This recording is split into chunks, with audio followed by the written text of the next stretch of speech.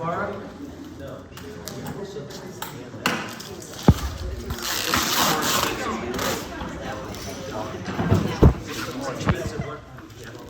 So this is our moisture mitigation system. Kovara MBX goes up to 99.5 RH. And this is what John was talking about earlier, the texture. This is about a concrete profile texture of a 2. So when you get to this much texture, when you get to this roughness of a flooring product or the floor itself, the subfloor, you will need to use 2 coats of dry set. So the way this is installed, you roll it out, and when you roll it out, that's the face up. So it's always smooth side down. So yeah, they don't flip it over. Never a product should flip over like that, even with the quiet choice. So it rolls out, and the way it rolls out is the way it's installed. So what you do, this is 5 foot wide. First of all, you snap your lines. This is double stick tape. This tape is really great tape. But anyway, what you do is you would set this tape every 5 foot. Or actually, you do it like 2.5 inch shy, so it's put it on the middle. So you would roll out your tape, you have all your tape lines down, and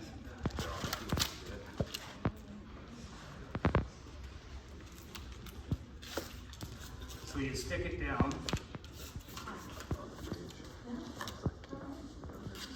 And then you'd have all these rows. Every 5 foot you'd have a row, and then you'd come back and then you'd roll out all your dries, all your Kovara.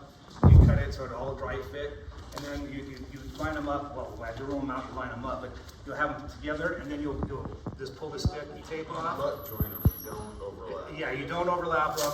Yeah, you're right. You butt joint. So you slide over, and believe it or not, they want to be lined up here. So you can actually get this up and pull it with the 2 products down. And you stick it right into it. That's how you adhere it to the floor every 5 feet. And now if you have some rolling loads on it, they're going to require you to go every 5 feet in other directions, but it's not always required, for lighter traffic and stuff. So this stuff works really good, and John can play it better than I can because this happened prior to me coming on board with Carnadine, but we had a showroom in Dallas that had high moisture levels. We used a 2-part epoxy there. John, I'll let you finish. Yeah. So, and that's another reason we really like the VersaShield. So with 2-part epoxies, if they're not applied properly, moisture mitigation, high moisture problems, you can run into an issue, and it's called osmotic blistering, and that's actually an issue that we had on there. It's very rare. It's when dew point and things happen just right. It's whenever the floor is not prepped perfectly, and the 2-part epoxy blew off the floor. It literally blistered. It got pimples on it. You'd step on the floor and you could shoot water up in the air. It was insane. It was an issue that we researched a lot, had a lot of folks look at, and that was our old location, not the current location. But with products like this was VersaShield at the time when we brought it on. It's now Kovara. That's an anomaly that can't happen, because it's a combination of those things where the bond failed. So with this product, this is, as I had mentioned earlier, it's also a time saver. So if we were going to do this space in here, we'd be a week long of shot blasting the floor or scarifying the floor, applying that epoxy.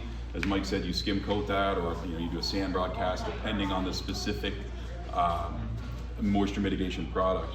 Whereas with the Kovara, we can come in here and do our prep, unroll this, tape the seams. We're installing that floor today. So it is a massive time saver. So somebody had mentioned earlier that sometimes cost is prohibitive when contractors hear that. Talk about the time, talk about the cost of that epoxy, the cost of the shot blasting. And when you say shot blasting, we don't have to do that. Well, read the instructions. Those moisture mitigation systems that require shot blasting, typically that's more expensive than the Kovara. And that's just one step. That's not the product and then the labor. So yeah, it's a big time saver. And then the other side of it is the removal is much easier down the road. With 2-part epoxies and skim coat on top of that, you glue to that. When you go to do the removal later, you're probably going to tear through the 2-part epoxy because you're going to run a machine on that to get it removed. You run into some issues. So again, this is just a time saver and a cost saver all around for that reason. So.